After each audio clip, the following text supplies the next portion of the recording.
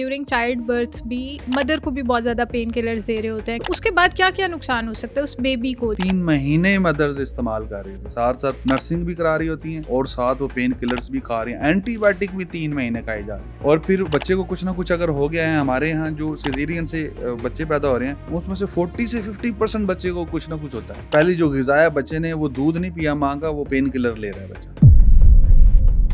जितनी भी हम मेडिसिन ले रहे होते हैं, वो बेशक पेन किलर्स हों या एंटीबायोटिक्स हों, इसके बॉडी के अंदर क्या क्या नुकसान हो सकते हैं? 7 डेज के लिए इस्तेमाल कर सकते हैं। इससे ज्यादा इस्तेमाल करेंगे फिर उसके बाद इसके ना सिर्फ साइड इफेक्ट शुरू हो जाएंगे बल्कि इसके एडवर्स इफेक्ट और टॉक्सिसिटी शुरू हो जाएगी। मुंह के अंदर स्टमक अल्सर्स वो भी डेवलप होना शुरू हो जाएंगे। हाइपरथर्मिया, बहुत ज्यादा जिस्म ड्राई हो जाएगा। हॉस्पिटल जाएं, चेकअप के लिए जाएं, तो उन्हें ये कुछ पॉइंट्स अपने माइंड में रख के जाना है कि नहीं, ये पता होना चाहिए डॉक्टर पे जाने से पहले। 80% ऑफ द डायग्नोसिस वो हिट एंड ट्रायल मेथड है हमारे पास। शिकार गोली से मारा जा सकता है, हम उसके ऊपर मिसाइल गिराते हैं कि इससे तो ये मारी जाएगा। 3 सवाल जरूर करें डॉक्टर से।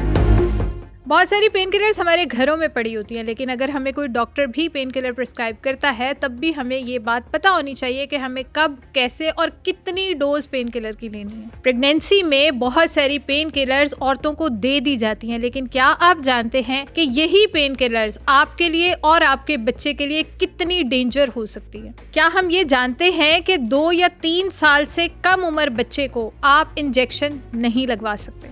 आफ्टर डिलीवरी मदर जो भी खाना खाती है या कोई भी पेन किलर्स लेती है या एंटीबायोटिक्स लेती है तो वो हमारे बच्चे पे किस तरह इफेक्ट करती है, ये सब हम जानेंगे आज डॉक्टर हसन मुर्तज़ा से, जिनका मेडिसिन की फील्ड में पिछले 10 साल का एक्सपीरियंस है। तो इस पॉडकास्ट को एंड तक लाजमी देखें। Thank you so much once again doctor Hasan Murtaza. हमने डिफरेंट टॉपिक्स डिस्कस किए। आज का टॉपिक बहुत इंटरेस्टिंग है और वो है पेन किलर्स से रिलेटेड। तो मुझे ये बताएं कि हमारी लाइफ में पेन किलर्स बहुत ज़्यादा चल रही हैं, तो हम जितनी ये पेन किलर्स पे अपनी लाइफ को डिपेंड किया हुआ है, क्या ये हमारे लिए सेफ़ है? और अगर नहीं है तो हम कितनी मेडिसिन ले सकते हैं एक हफ्ते में अगर पेन किलर भी ले रहे हैं तो? बिस्मिल्लाहिर्रहमानिर्रहीम। थोड़ी सी बेचैनी हो और थकावट हो और हल्का फुल्का दर्द हो, जैसे सर दर्द होता है, मसल्स में बेचैनी हो या चोट लग जाए हल्की फुल्की जिसको हम स्क्रैचेस कहते हैं, उस कंडीशन में, और फिर ज़्यादा चोट लगे, एक्सीडेंट हो जाए, बुखार हो जाए और उसके बाद माइग्रेन, बहुत सीवियर पेन है, या इसको मोलर एक कहते हैं हम, दाढ़ के दर्द की। तो इन तमाम कंडीशंस में बिल्कुल बेचैनी से लेकर नींद नहीं आ रही है, वहाँ से लेकर और माइग्रेन तक हम पेन किलर्स इस्तेमाल करते हैं। पेन किलर्स 19वीं सदी में ज़्यादा मशहूर हुए पेन किलर्स। अगर हम कहें कि 19वीं सदी के आखिर में बहुत ज़्यादा मशहूर हुए पेन किलर, एस्पिरिन सबसे पहला पेन किलर भी था, ये एंटी पायरेटिक भी था बुखार के लिए। और इसके अलावा ये तो इसका बाद में पता चला 1950s के बाद कि ये तो बहुत अच्छा ब्लड थिनर भी है। तो उसके बाद हमारे पास एक लंबी लिस्ट है पेन किलर्स की। इस वक्त पाकिस्तान में जो पेन किलर्स इस्तेमाल हो रहे हैं उनमें 100 से ज़्यादा लिस्ट है। मुख्तलिफ, मैं ब्रांड्स की बात नहीं कर रहा हूँ, मतलब कि एक ही जेनेरिक के तो 40 ब्रांड हो सकते हैं। मैं जेनेरिक्स की बात कर रहा हूँ। मिसाल के तौर पर मैं एस्पिरिन की बात कर रहा हूँ, मैं पैरासीटामोल की बात कर रहा हूँ, मैं फ्लर्बीप्रूफन की बात कर रहा हूँ, और फिर मैं इस तरह के सारे पेन किलर्स की बात कर रहा हूँ। पेन किलर्स हमारे पास 3 किस्म के हैं। एक हैं एनाल्जेसिक, जिसको कि हम एनाल्जेसिक्स में टॉपिकल एनाल्जेसिक्स हैं, हमारे पास ओरल हैं। फिर हमारे पास ऐसे पेन किलर्स हैं जो कि एनेस्थेटिक्स हैं, वो भी बतौर पेन किलर। एनेस्थेटिक्स से मुराद वो चीज़ हिस्से को सुन्न कर देंगे, या तो उसको महसूस नहीं होगा कि वहाँ पे दर्द हो रही है, या वो वहाँ से आगे सिग्नल नहीं जाने देंगे। तो ये 2 किस्म के पेन किलर्स हैं। एनाल्जेसिक्स में हमारे पास जो पेन किलर्स हैं वो हैं हमारे पास एनसिड्स और नारकोटिक। एनसिड्स को हम कहते हैं non steroidal anti inflammatory drugs. तो मेडिसिन की कम्युनिटी में हम हर चीज़ को, जिससे भी कोई ट्रीटमेंट हो सकता है, हम उसको ड्रग करते हैं। हम पानी को भी ड्रग कहते हैं, हम दूध को भी ड्रग कहते हैं। अमूमन हम ड्रग से मुराद ये लेते हैं जो नशावर अद्वियात हैं, लेकिन मेडिसिन की कम्युनिटी में हम हर वो चीज़ जो ट्रीटमेंट के लिए इस्तेमाल हो रही है या जो इलाज के लिए इस्तेमाल हो रही है, अगर हम पट्टी लगा रहे हैं हाथ के ऊपर, हम उसको भी ड्रग कहते हैं। तो NSAIDs, non steroidal anti inflammatory drugs, एक ये पेन किलर्स हैं हमारे पास। दूसरी किस्म के पेन किलर्स हैं नारकोटिक्स। नारकोटिक्स से मुराद जैसे मोरफिन है, कोडीन है, जैसे नेलब्यूफिन है, ये नारकोटिक्स हैं जिससे खाने से ना सिर्फ दर्द दूर होती है बल्कि नींद भी आती है, सुकून भी आता है। तो जो और एंटी इन्फ्लेमेटरी जो आप बता रहे हैं उससे सिर्फ आपकी पेन को रिलीफ मिलेगा फॉर द टाइम बिंग। हाँ, वो 3-4 काम करते हैं। वो पेन को भी ख़त्म करते हैं, वो स्वेलिंग को भी ख़त्म करते हैं थोड़ा बहुत, वो बुखार को भी ख़त्म करते हैं, और वो जो रेडनेस है वहाँ पे जो रेडनेस हुई है, वो एरिया हॉट हुआ हुआ है, उसको भी रिमूव करते हैं। ठीक है, ये एक एजेंट वो उस पूरे फिनोमिना को कंट्रोल कर है। जो एनसेड्स हैं जिसको हम एंटी इन्फ्लेमेटरी कह रहे हैं। जो नारकोटिक्स हैं, नारकोटिक्स तो एक अलग डोमेन है। नारकोटिक्स तो ऐसे इजीली अवेलेबल भी नहीं है, और वो आम एक मेडिकल स्टोर वाले को भी पता है, फार्मेसी वाले को भी पता है कि ये मैंने हर बंदे को नहीं देने जब तक ये नुस्खा लेके नहीं आएगा। जो ज़्यादा जो यूज़ होते हैं वो हम ऐसे पेन किलर हैं जिनको हम एनाल्जेसिक्स कह रहे हैं, और वो एनसेड्स हैं, non steroidal anti inflammatory drugs. ये हमारे कम्युनिटी में बहुत ज़्यादा यूज़ होते हैं, और इनकी रेंज वही है। मैंने बताया कि अगर आप बहुत ज़्यादा बेचैनी हो रही है, आपको नींद नहीं आ रही, वहाँ से लेकर आपको माइग्रेन है उसमें यूज़ हो रहे हैं, हड्डी टूट गई है, कट लग गया पट्टे में, कोई ऑपरेशन हुआ है, उसमें ये सारे यूज़ होते हैं। इनकी रेंज ये है पेन किलर्स की। अब पेन किलर्स जो हैं इनकी डोज क्या है? अगर हम मुख्तलिफ पेन किलर्स की मुख्तलिफ डोजेज हैं, इसको हम आसान अल्फाज में इस तरह कह सकते हैं कि एक अडल्ट डोज है। अडल्ट डोज जैसे कि पैरासीटामोल की अडल्ट डोज 1 ग्राम है एक टाइम की। ठीक है, डिक्लोफिनेक सोडियम उसकी अडल्ट डोज है 50 मिलीग्राम एक टाइम की। आप ये अडल्ट डोज दिन में 3 दफ़ा इस्तेमाल कर सकते हैं मैक्सिमम। ये एक आसान सा फार्मूला है इनकी डोज को कैलकुलेट करने के लिए। जो भी एडल्ट डोज है आप वो एडल्ट डोज दिन में 3 दफ़ा, इससे ज़्यादा नहीं इस्तेमाल कर सकते। और ये पेन किलर्स भी मैक्सिमम आप 7 डेज के लिए इस्तेमाल कर सकते हैं।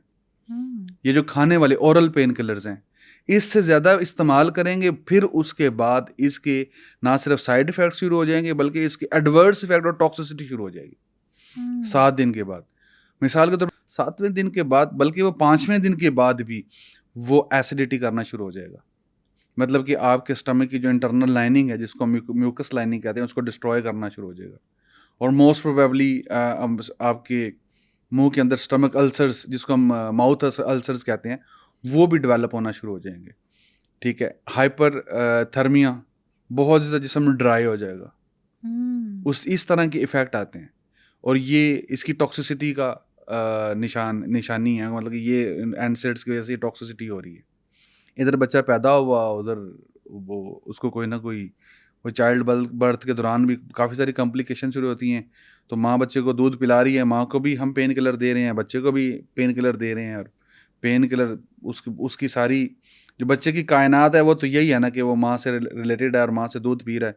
वो जितनी फीड ले रहा है उसमें भी पेन किलर आ रहा है, माँ भी पेन किलर ले रही है, बच्चा वैसे भी पेन किलर ले रहा है। तो बहुत ज़्यादा टॉक्सिसिटी इसकी वजह से जनरेट होती है। हमारे बच्चों में तो बहुत ज़्यादा इस तरह के मसाइल हैं।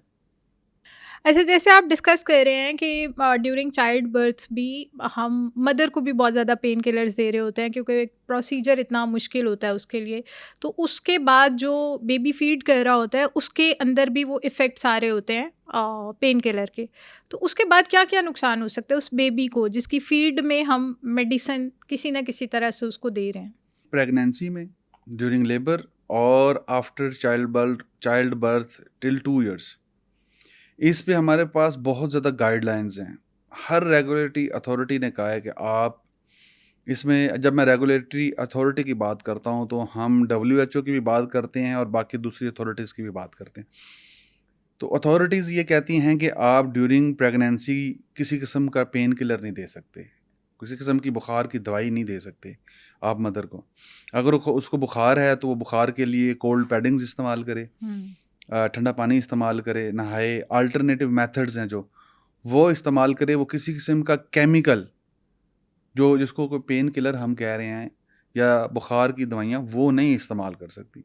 इवन कि हमारे यहाँ तो वो दर्द के लिए रेगुलर लेते हैं ना लोग, ख़वातीन जो हैं प्रेगनेंसी के दौरान उनको दर्दें बढ़ जाती हैं, उनको तो वैसे भी दर्दें होती रहती हैं, अपनी सेहत का ख्याल नहीं करती हैं। मैं कहता हूँ कि अंडा जो है, एक अंडा, देसी अंडा अगर आप खा रहे हैं रोज़ाना तो आपको किसी किस्म का कोई प्रॉब्लम नहीं होना चाहिए।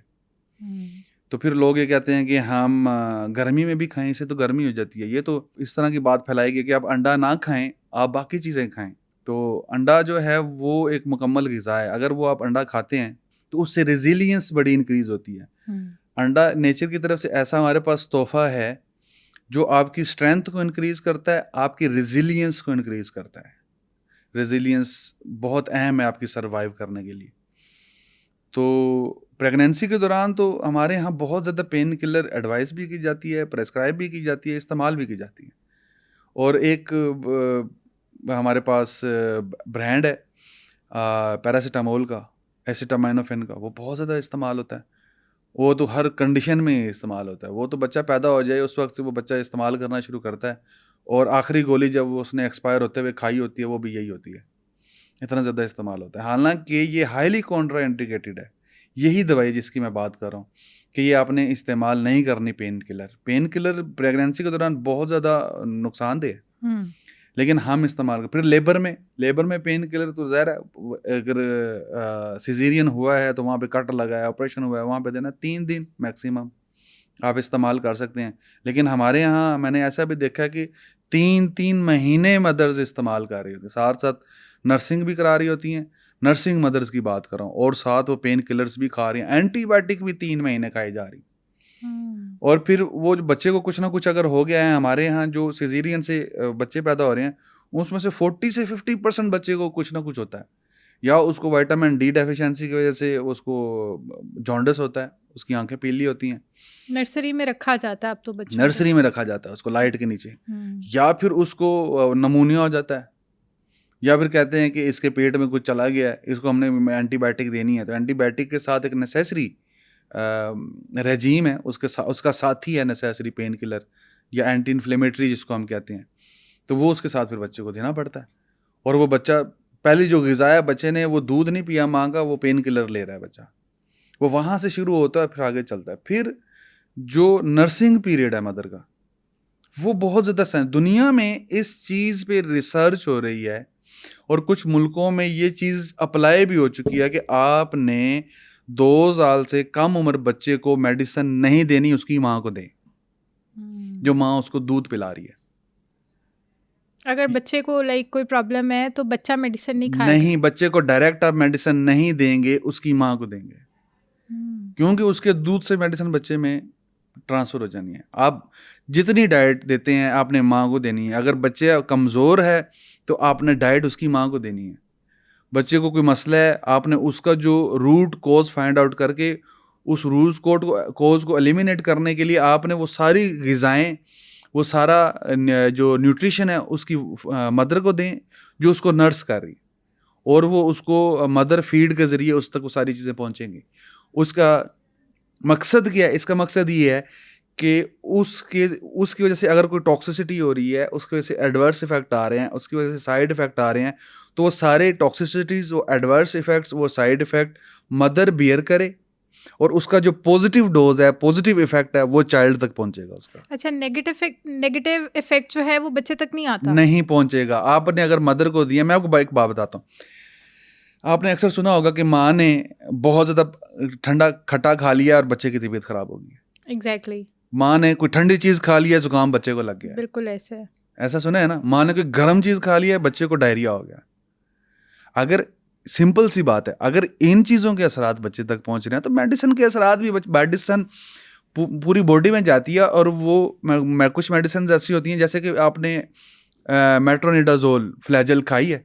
फ्लैजल खाते हैं ना तो उसके 20, 25, 30 मिनट के बाद उसका जो कड़वा टेस्ट है वो हमारे मुंह में आना शुरू हो जाता है।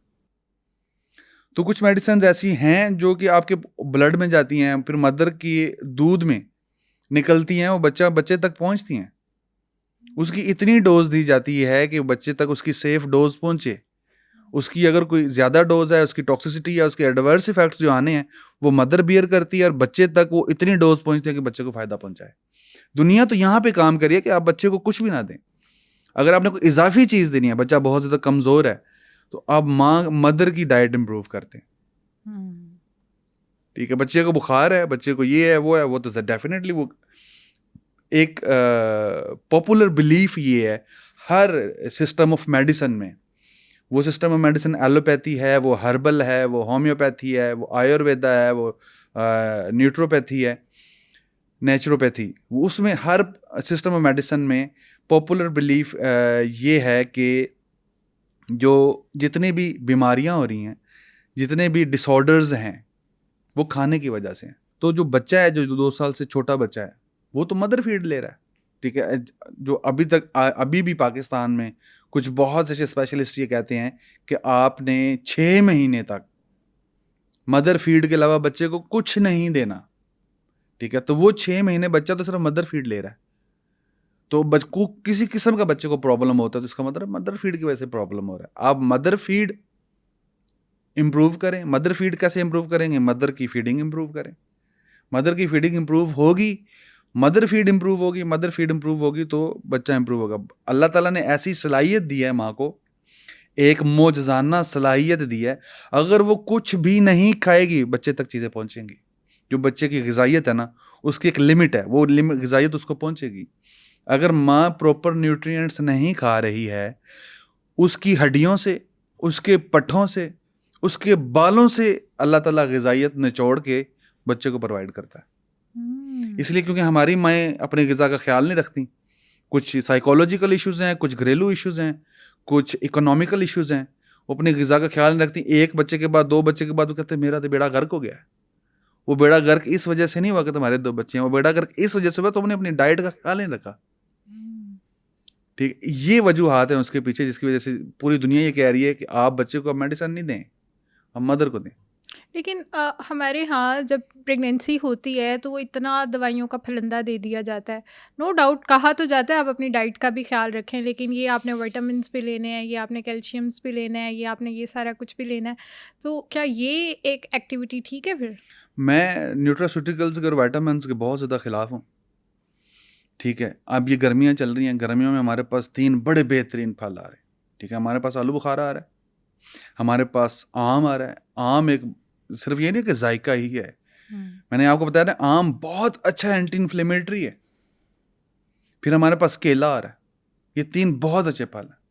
अगर आप ये 3 फल खाएं, आपकी सारी ग़िज़ाई ज़रूरियात पूरी होती हैं। हम क्या करते हैं, मार्केट से वो 200 रुपये किलो वाला आम नहीं लेके आते। ठीक है, लेकिन हम 3000 रुपये वाली वो डब्बी लेके आते हैं, जो न्यूट्रास्यूटिकल जिसको कहा है। और मैंने आपको बताया था लास्ट पॉडकास्ट में कि न्यूट्रास्यूटिकल क्या है, वही हल्दी जो हमारे किचन में पड़ी हुई है, उन्होंने कैप्सूल में डाल के आपको 100 रुपये का कैप्सूल दिया हो, जो आपने दिन में खाना है। वो आम जो आपको 200 रुपये के 4 आम मिल रहे हैं और वो 4 घर के सारे अफराद खा रहे हैं, वो नहीं हम लेके आते। हम वो 100 रुपये का एक कैप्सूल लेके आते हैं, जिसको फिर हम साइकोलॉजिकली ये कंसीडर भी करते हैं कि ये मेडिसिन है। न्यूट्रास्यूटिकल को आम बंदा नहीं समझता कि ये मल्टीविटामिन है, ये न्यूट्रिशन है, नहीं, वो यही समझ रहा है कि ये मेडिसिन है। और इसमें फार्मा कंपनियों का, न्यूट्रास्यूटिकल कंपनियों का सबसे बड़ा बिजनेस है। ये प्रॉफिट है, ये प्रॉफिट की गेम है, ये हेल्थ की गेम नहीं है। It's a pure game of profit, pure business. जितनी ज़्यादा दवाइयाँ देंगे, इसको मेडिसिन की टर्म में कहते हैं प्रोटोकॉल मेडिसिन। मिसाल के तौर पर अगर किसी को बहुत ज़्यादा चोट लगी है, बहुत ज़्यादा किसी को चोट लगी है, तो उसको आपने एंटीबायोटिक देनी है और उसको एक पेन किलर देनी है साथ।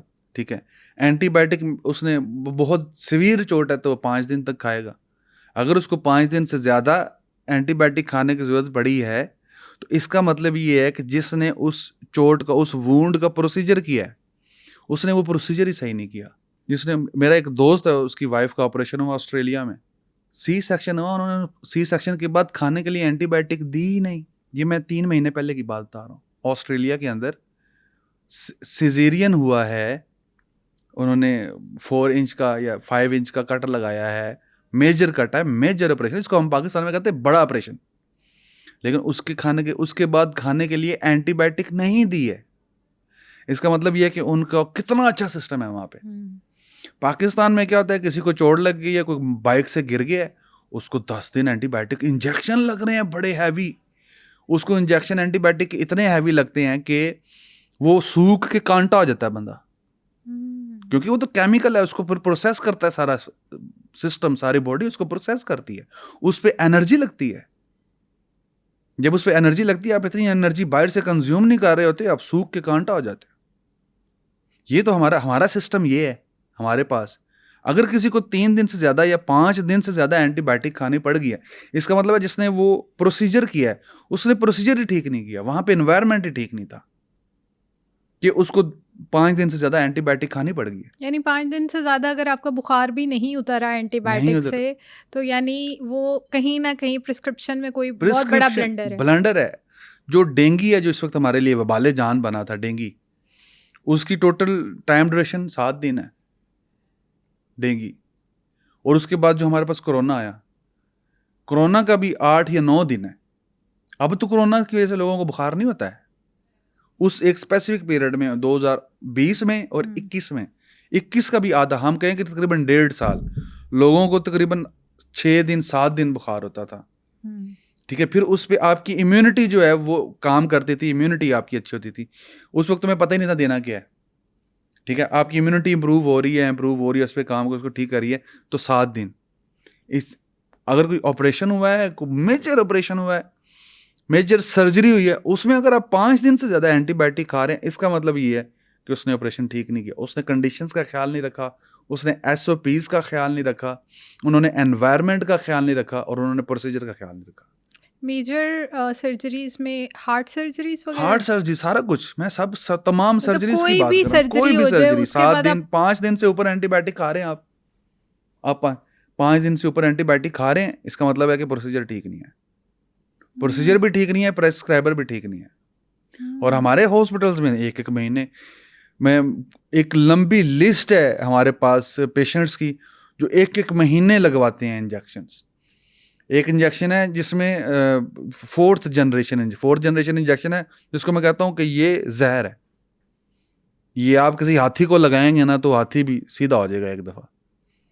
ठीक है, वो हम लगा रहे हैं सबको, 7 दिन 10 दिन 15 दिन लगा रहे हैं, सुबह शाम लग रहा है, और उस बंदे को फिर भी आराम नहीं आ रहा। उसका वूंड अभी भी लीच कर रहा है बीच में से, उसमें से बह रही है चीज़ें वूंड के अंदर से।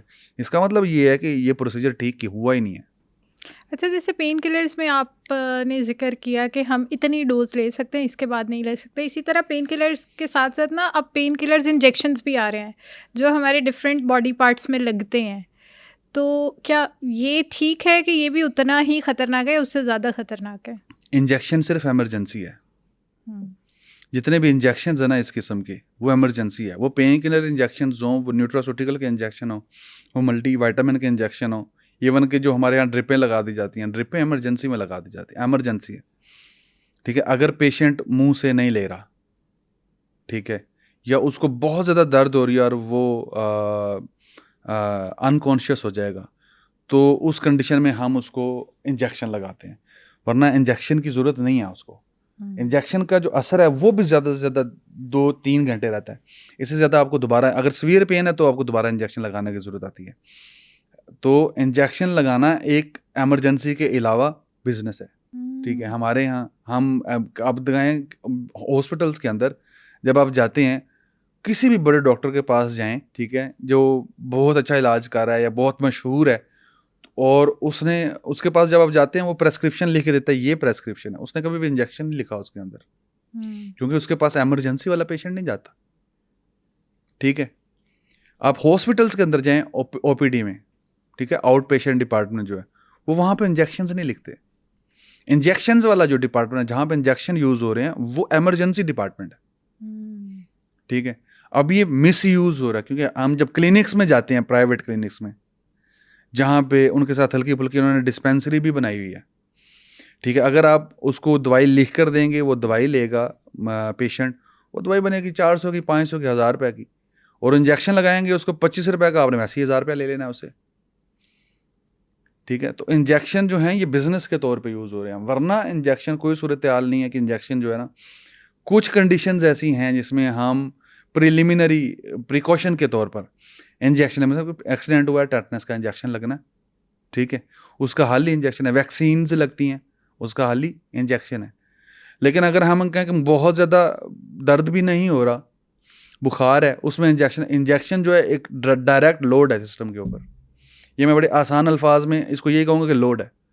उसने 1.5-2 घंटे के अंदर ब्लड से निकल जाना है। जब वो ब्लड से निकल जाएगा आपको दोबारा ज़रूरत पड़ेगी फिर इंजेक्शन लगाने की। हमारे यहाँ तो इंजेक्शन का इतना रिवाज चल पड़ा, लोग वाइटामिन के और मल्टी वाइटामिन के इंजेक्शन लगवाते हैं। ये मैंने सऊदी अरब से मंगवाया है, ये मैंने जापान से मंगवाया है, ये लगा दीजिए मुझे। मैं कहता हूँ कमाल है, ये आप मुँह से क्यों नहीं खा रहे? नहीं, मुंह से वो मज़ा नहीं है ना जो इंजेक्शन लगाने का। मतलब साइकोलॉजिकली लोगों को हमने इस तरह ट्रेन कर दिया है कि वो किसी क्लिनिक पर जाते हैं, कहते हैं डॉक्टर साहब मैंने इंजेक्शन ला दे, और फिर वही बात को वो डॉक्टर क्या करता है कि अगर तो उसकी कंडीशन बहुत ज़्यादा सीरियस है तो उसको वाकई सही इंजेक्शन लगा देता है, अगर उसकी हल्की फुल्की कंडीशन है तो वो पानी भर के लगा देता है। अब वो जब हम डिस्टिल वाटर लगाते हैं ना उसके मसल्स के अंदर, वो बहुत ज़्यादा दर्द करता है। जब वो दर्द करता है ना, मरीज़ अपनी पहले वाली दर्द भूल जाता है, और उसको वो दर्द अगर लगी है वो दर्द याद रहती है, तो वो कहता है यार मुझे और उसे फलाने लग वाली रहा है दर्द कि का ये आराम तो आ गया। बहुत ये क्या बात दवा है, क्या सही मिल गई, अब तो मैं ठीक हो एक और जाऊंगा। बात बताऊं कि आप 2 साल से कम उम्र बच्चों को इंजेक्शन नहीं लगा सकते इंट्रामस्कुलर। वो जब जाते हैं ना, वो बच्चे को उल्टा करके उसके ग्लूटील मसल पे इंजेक्शन लगाना शुरू नहीं लगा सकते, ये मना है। हमारे यहाँ होता है क्या, बच्चे को बहुत हमारे यहाँ तेज तो बहुत जाते प्रैक्टिसेस साथ ही बहुत गलत है। वो मना है, बिल्कुल भी नहीं लगा सकते। उसके लिए वो उसके मसल डैमेज होते हैं और उसको इन्फ्लेमेशन हो जाती है, वहाँ पे काफ़ी सारे इश्यूज हैं। उसके लिए पूरी दुनिया में गाइडलाइंस ये कहती हैं, अथॉरिटीज़ ये कहती हैं कि आपने 2 साल से कम उम्र बच्चे को इंजेक्शन नहीं लगाना, सिर्फ इसको वैक्सीन के इंजेक्शन लगेंगे जो लगेंगे बस।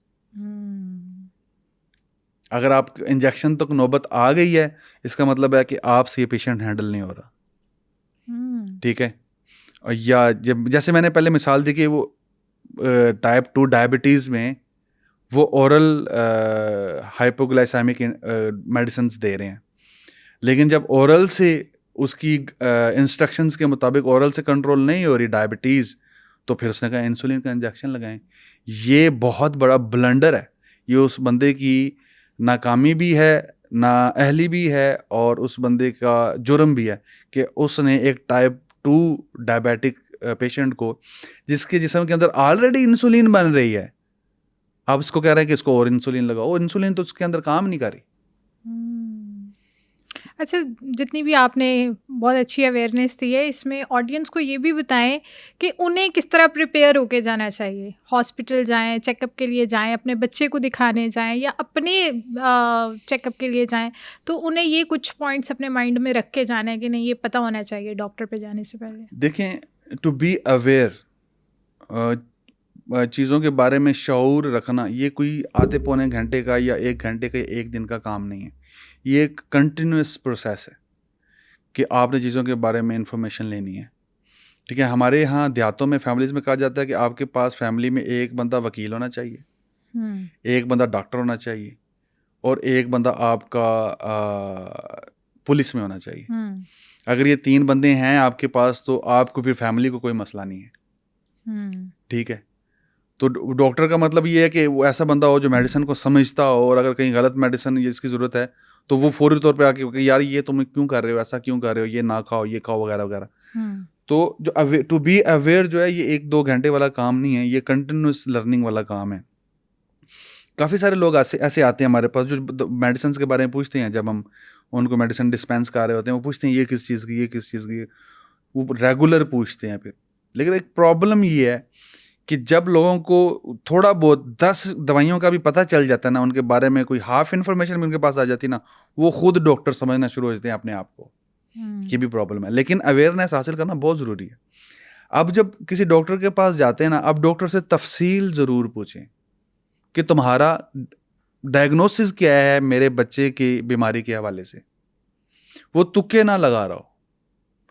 80% ऑफ द डायग्नोसिस वो हिट एंड ट्रायल मेथड है हमारे पास।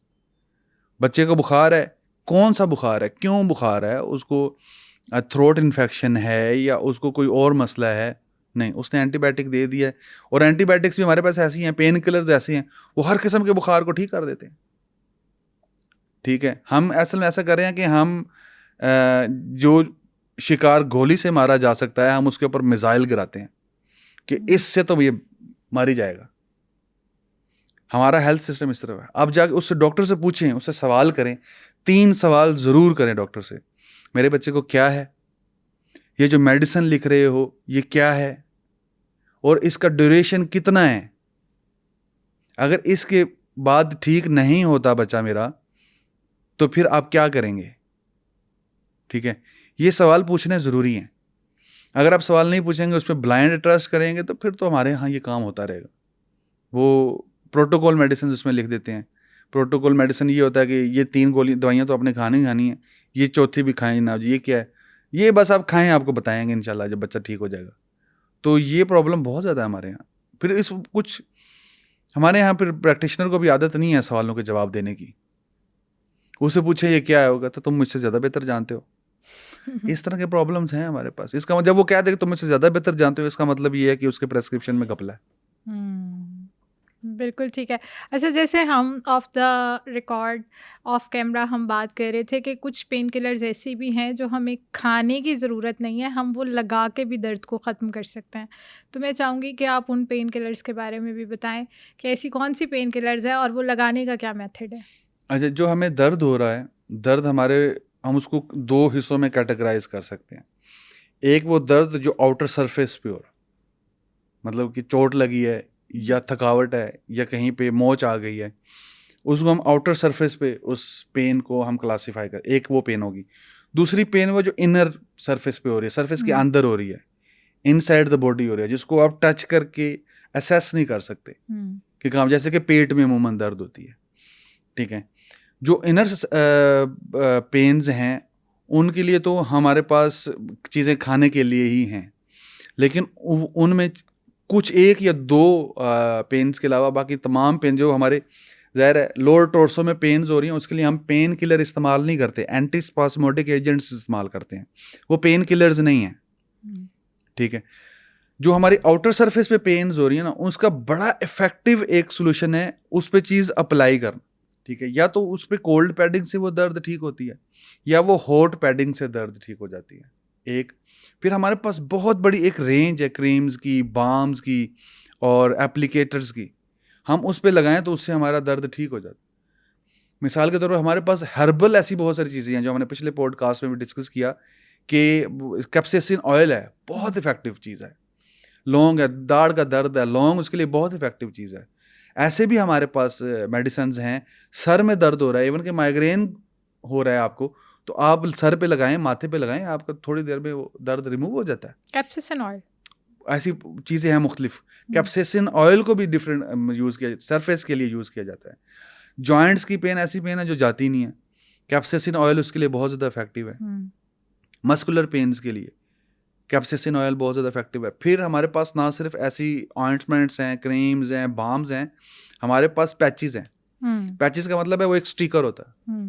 आपको घुटने में दर्द हो रही है, आपने उस स्टिकर घुटने पे लगा दिया, आपकी दर्द खत्म हो जाएगी। आपको दवाई खाने की जरूरत नहीं है। अब सबसे बड़ा मसला ये होता है पेन किलर्स का, या जिसको हम एनसेड्स कह रहे हैं, कि जब हम पेन किलर्स यूज़ करते हैं वो हमारे 3 ऑर्गन्स को ज़रूर इफ़ेक्ट करता है। एक हमारे स्टमक को इफ़ेक्ट करता है, हमारी किडनीज़ को इफ़ेक्ट करता है, ठीक है, और हमारे हार्ट को इफ़ेक्ट करता है। ये 3 ऑर्गन्स को ज़रूर इफ़ेक्ट करता है।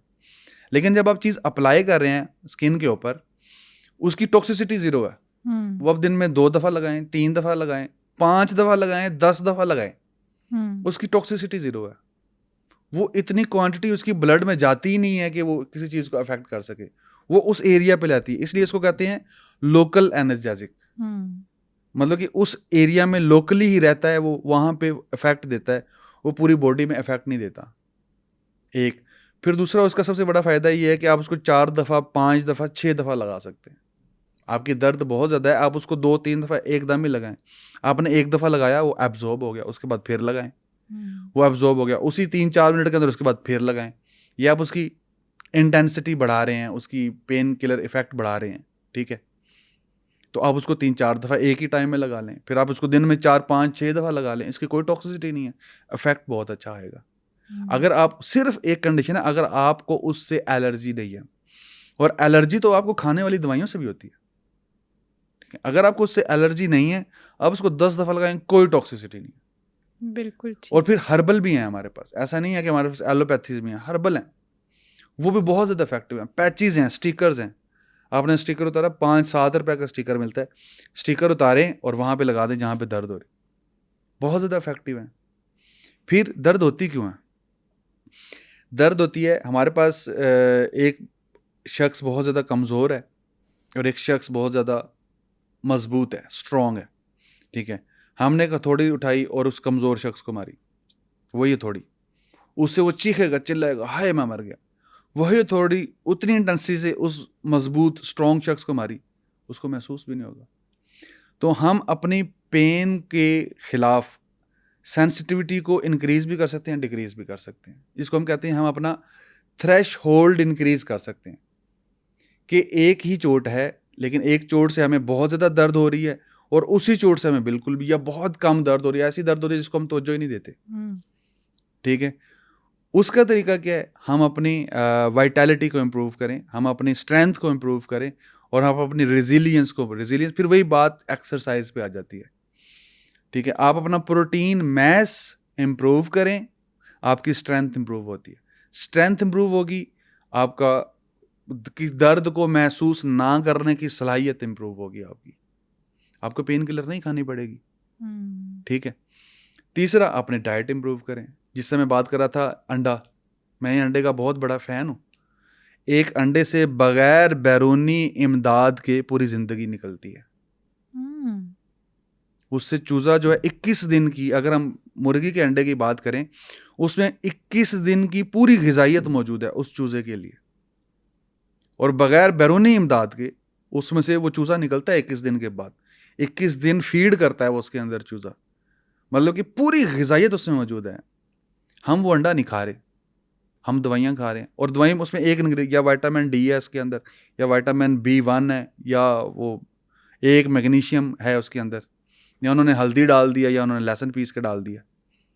हम वो अंडा नहीं खा रहे। अंडा जो है, एक्सपर्ट से कहते हैं कि अंडा आप कम से कम 4 अंडे खाएं, जो मेल्स हैं जो एक्सरसाइज कर, पर डे, यस, जर्दी समेत। और कच्चा अंडा, अंडे को पका लेंगे, उसको उबाल लेंगे, उसके अंदर ग़िज़ाइयत ख़त्म हो जाएगी। कच्चा अंडा खाएं? कच्चा अंडा, ठीक है, उसके अंदर ग़िज़ाइयत ही तब है ना, उसको पका। हम हाफ बॉयल भी तो खा सकते हैं। हाफ बॉयल के अंदर ग़िज़ाइयत भी हाफ है, ओके। जितना उसको पका लेंगे उतनी उसकी ग़िज़ाइयत। उसको बिल्कुल ही पका लिया आपने, हम क्या अंडे का ऑमलेट बना के खा रहे हैं, आलू अंडा बना के खा रहे हैं, जला के मीठा अंडा खा रहे हैं, उसके अंदर कोई ग़िज़ाइयत नहीं है सिवाय प्रोटीन के, ठीक है। आप कच्चा अंडा खाएं, आपकी रेजिलियंस इंप्रूव होती है, आपकी स्ट्रेंथ इंप्रूव होती है, और अंडा आपका कोलेस्ट्रॉल कम करता है, अंडा आपका प्रोटीन मैस बढ़ाता है, आपका फैट कम करता है। अंडा बहुत मुफीद चीज़ है। जो 6 साल से कम उम्र बच्चे हैं, 1 साल से लेकर 6 साल तक, उनको रोज़ अंडा दें। गर्मी है, सर्दी है, आग बरस रही है, दोज़ख में बैठे हुए हैं, उसकी ज़रूरत है अंडा, उसको अंडा दें। अंडे से खैर बहुत ज़्यादा फ़ायदे, अंडे पे पूरा एक पॉडकास्ट किया जा सकता है, बिल्कुल। मैं अंडे पे पूरा दिन बोल सकता हूँ, इसकी इतनी अफादियत है अंडे की। मेरे पास जितने पेशेंट्स आते हैं, छोटे बच्चे, ठीक है, वो जो प्रेस्क्रिप्शन लेके आते हैं साथ, ये जो हमारा प्रेस्क्रिप्शन है, मुझे पता है कि कोई भी MBBS डॉक्टर, कोई भी प्रैक्टिशनर, हर्बलिस्ट जो है, वो अंडा नहीं लिखता। मैं साथ पेंसिल से लिखता हूँ, इसको अंडा खिलाएं कच्चा। वो कहते हैं हमारा बच्चा तो खाता नहीं अंडा। मैंने कहा आपका बच्चा फारसी बोलता है? कहते नहीं। मैंने क्या बोलता है? पंजाबी बोलता है। मैंने क्यों? क्योंकि हम बोलते हैं। मैंने कहा आप अंडा खाएंगे, बच्चा भी खाएगा। ये तुसी नहीं खाते तो बच्चे ने कितनों खाना है? बिल्कुल सही बात है। आप खाएं, खुद भी खाएं, बच्चे को भी खिलाएं, उसको कहें ये तुम्हारा खाना है, ग़िज़ा का हिस्सा है। बच्चे को बर्गर तो खिला रहे हैं, उसको पेप्सी कोक तो पिला रहे हैं, उसको अंडा नहीं खिला रहे। बहरहाल, इससे आपकी जितनी अच्छी कम डाइट खाएं, थोड़ी सी खाएं लेकिन बहुत अच्छी डाइट खाएं, उससे रेजिलियंस इंप्रूव होगी। रेजिलियंस से मुराद ये है कि आपकी सलाहियत कि आप पेन को महसूस ना करें, वो इंप्रूव होगी। फिर आपको दवाई नहीं खानी पड़ेगी। ये 2 बहुत बेहतरीन हल हैं। एक, आप अगर चोट लग गई है, बहुत ज़्यादा दर्द है और वो सरफेस पे महसूस हो रही है, आप दवाई खाने की बजाय उसके ऊपर लगाएं, ठीक है। दूसरा, आप बहुत अच्छी, उसी वक्त भी बहुत अच्छी डाइट लें। अब एक्सपीरियंस करें तमाम लोग जो ये पॉडकास्ट देख रहे हैं, जब उनको दर्द हो आपने एक कच्चा अंडा खाना है, ठीक है। अगर आपको दर्द पिछले 5-10, जिसके घुटने में दर्द है वो 3 दिन कच्चा अंडा खाए, दूध में डाल के खा लें, वैसे खा लें, उसको फेंट के वैसे खा लें, समझें, दवाई समझ के खा लें उसको। तो वो अगर उसको कोई मसला है तो फिर वो हमसे रब्ता करें, हम उसको बताएंगे कि उसको एक्चुअली हुआ क्या है। बिल्कुल ठीक है। लास्ट क्वेश्चन पे आते हैं। हमने जी। बहुत सारी मेडिसिन का जिक्र किया है, हमने प्रेगनेंसी का, फीडिंग का, बहुत सारी जो है हमने अवेयरनेस भी दी है। सिर्फ ये बताएं कि ये जितनी भी हम मेडिसिन ले रहे होते हैं, वो बेशक बच्चा हो या वो कोई बड़ा हो, वो बेशक पेन किलर्स हों या एंटीबायोटिक्स हों, इसके बॉडी के अंदर क्या क्या नुकसान हो सकते हैं? देखिए, मैंने पहले भी बताया कि जो हम 2 किस्म की चीज़ें खा रहे हैं आजकल, एक वो चीज़ें जिसने जाके हमारे जिस्म का हिस्सा बन जाना है, ठीक है, उसको भी हमारी बॉडी प्रोसेस करती है, लेकिन वो हमारी बॉडी को कुछ एनर्जी देती है, कुछ हमारी बॉडी का हिस्सा बनती है, वो हमारी बॉडी के लिए मुफीद है। फिर दूसरी चीज़ जो मुफीद नहीं है वो नुकसानदेह है। वो नुकसानदेह कैसी है? वो हमारी बॉडी की एनर्जी इस्तेमाल कर रही है, इस वाले से भी नुकसानदेह। फिर हमारी बॉडी ने उसको मुख्तलिफ प्रोसेसेस के ज़रिए निकालना है जिस्म से, उसको हम कह रहे हैं कि ये न्यूट्रिशन नहीं है, ये अदर देन न्यूट्रिशन हर चीज़ है, क्योंकि उस बॉडी ने फिर उसको एक्सक्रीट आउट भी करना है जिस्म के अंदर से, ठीक है। अब वो जिस जिस ऑर्गन के थ्रू हो के जा रही है, उसने उस ऑर्गन पे बर्डन डालना, वो उस ऑर्गन पे एक एक्स्ट्रा वर्क डाल के जा रही। एक तो ये बर्डन की वजह से, अगर वो ओवर बर्डन हो जाता है वो ऑर्गन, हम कोई भी चीज़ खाते हैं वो हमारे डाइजेस्टिव सिस्टम में जाता है, फिर वहाँ से लीवर में जाता है, लीवर से ब्लड में जाता है, ब्लड से फिर दोबारा वो हमारे हर एक सेल के अंदर जाता है। हमारे सेल के लिए अगर मुफीद है तो ठीक है, वरना वो दोबारा ब्लड में आके या लीवर से एक्सक्रीट आउट होगा या फिर वो मेजरली किडनी से एक्सक्रीट आउट होगा, ठीक है। अब ये निकल रहे हैं वहाँ से, एक तो ये तरीका ना, वो बर्डनाइज हो रहे हैं। दूसरा ये है कि अगर वो हमारे लिए हेल्पफुल नहीं है, तो अगर वो वहाँ पे स्टोर हो जाता है, हेल्पफुल नहीं है लेकिन फिर भी वहाँ पे लीवर के अंदर स्टोर हो गया, तो लीवर को डैमेज करेगा। डैमेज कैसे करेगा? दूसरी चीज़ों के साथ रिएक्ट करेगा, डेफिनेटली दूसरी चीज़ों के साथ इंटरेक्ट करेगा। हम जो भी चीज़ खा रहे हैं हमारी बॉडी के साथ इंटरेक्ट कर रही है। अगर वो न्यूट्रिशन नहीं है और उसने दूसरी चीज़ों के साथ इंटरेक्ट किया है, इंटरेक्ट करके कोई नई चीज़ बना देगा जो उसको बिगाड़ देगा, इसको हम कहते हैं टॉक्सिसिटी। अगर वो किडनीज में गया है, किडनी से एक्सक्रीट आउट नहीं हो रहा, वहाँ पे जम गया, जैसे कि अमूमन हम कहते हैं कि किडनी के अंदर स्टोन हो गए, वो एक्सक्रीट आउट नहीं हुआ तो वहाँ पे स्टोन बन के बैठ गया, वो उसको डैमेज कर रहा है, ठीक है। हम कोई भी चीज़ ऐसी खा रहे हैं, including pain killers, including antibiotics, everything जो मेडिसिन है, अगर वो न्यूट्रिशन नहीं है तो वो हमारी बॉडी के ऊपर बर्डन है, और जब वो हमारी बॉडी के ऊपर बर्डन है वो एक्स्ट्रा हो जाएगा, ज़्यादा हो जाएगा, वो जहाँ जिस जिस ऑर्गन पे बर्डन बनेगा वो उस ऑर्गन को हाल्ट करेगा, उसको डैमेज करेगा। एक तो ये एक उसका नुकसान है। दूसरा उसका नुकसान ये है कि वो डिफरेंट प्रोसेसेस को रोकता है। जब वो लंबे अरसे के लिए उस प्रोसेस को रोक रहा है, हमारे जिस्म के अंदर जो डिसऑर्डर्स हो रहे हैं, बीमारियां हो रही हैं, वो एक नेचुरल प्रोसेस का हिस्सा है। हमें बुखार हो रहा है, वो एक नेचुरल प्रोसेस का हिस्सा है। हमें दाने निकल रहे हैं, वो नेचुरल प्रोसेस का हिस्सा है। दर्द हो रही है, वो नेचुरल प्रोसेस का हिस्सा है। उसको थोड़ी देर के लिए रोकना इट्स ओके, लेकिन उसको ज़्यादा देर के लिए रोकना, 12 दिन 15 दिन ज़्यादा देर के लिए रोकेंगे, प्रोसेसेस रुक रहे हैं, उसकी वजह से दूसरी बीमारियां जन्म लेंगी। फिर वो उन बीमारियों को हम ट्रीट करते रहेंगे, फिर नई बीमारियां जन्म लेंगी। तो जितना बच्चों में बिल्कुल भी चीज़ों को, मार्जिन लाइन है हमारे पास, एक रेड लाइन है, जब तक बच्चे की कंडीशन उस रेड लाइन को क्रॉस ना करे आप मेडिसिन इस्तेमाल नहीं करें। घरों में बहुत सारी ऐसी चीज़ें हैं जो बच्चों के लिए इस्तेमाल कर सकते हैं, वो न्यूट्रिशन भी हैं, वो मेडिसिन भी हैं, वो इस्तेमाल करें, ठीक है। उसके बाद जब रेड लाइन क्रॉस करती है उसकी कंडीशन, तो फिर आप मेडिसिन इस्तेमाल करें। इसी तरह एडल्ट्स में भी आप बर्दाश्त करें जितना कर सकते हैं, फिर अगर आपकी रेड लाइन क्रॉस हुई है, आपकी ब्रीच हुई है आपकी बर्दाश्त, तो फिर आप मेडिसिन को इस्तेमाल करें। लेकिन मैंने पहले भी बताया कि सिवाय 3 या 2 कंडीशंस के कोई भी मेडिसिन ऐसी नहीं है जो आप 7 दिन से ज़्यादा इस्तेमाल कर सकते हैं।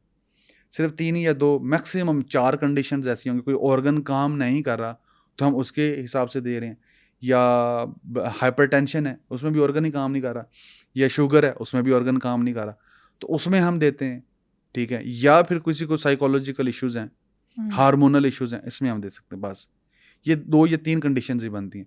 अगर हम कह रहे हैं कि ये बंदा साइकोलॉजिकल, इसको डिप्रेशन बहुत है और ये पिछले 30 साल से दवाई खा रहा है, इसका मतलब है या तो इसका डायग्नोसिस प्रॉपर नहीं हुआ, या फिर जिसने इसको दवाई दी है उसको पता नहीं चला ये दवाई क्यों खा रहा है, मैं इसको क्यों दे रहा हूँ, रेगुलर खा रहा है। बिल्कुल ठीक है। या बच्चों को हम उस पे लगा देते हैं फार्मूलाज पे, वो मेडिसिन है, वो बच्चे 6-6 साल तक फार्मूलाज खा रहे हैं।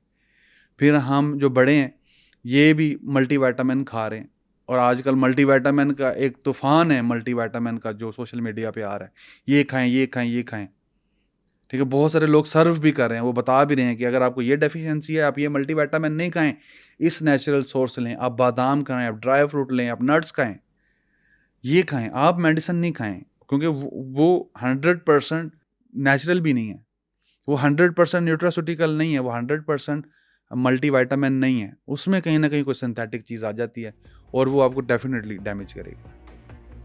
आई होप कि इस एपिसोड के थ्रू आपको बहुत सारी मेडिसिन से रिलेटेड इन्फॉर्मेशन मिली होगी। अगर इसी से रिलेटेड आपका भी कोई सवाल है तो आप हमें कमेंट सेक्शन में बता सकते हैं। मैं बहुत ही मेहनत और रिसर्च के बाद डिफरेंट डॉक्टर्स के साथ हेल्थ वाइज कंटेंट बनाती हूँ। अगर आपको मेरा कंटेंट वैल्यूएबल लगता है तो सुनो पॉडकास्ट हेल्थ को सब्सक्राइब करें।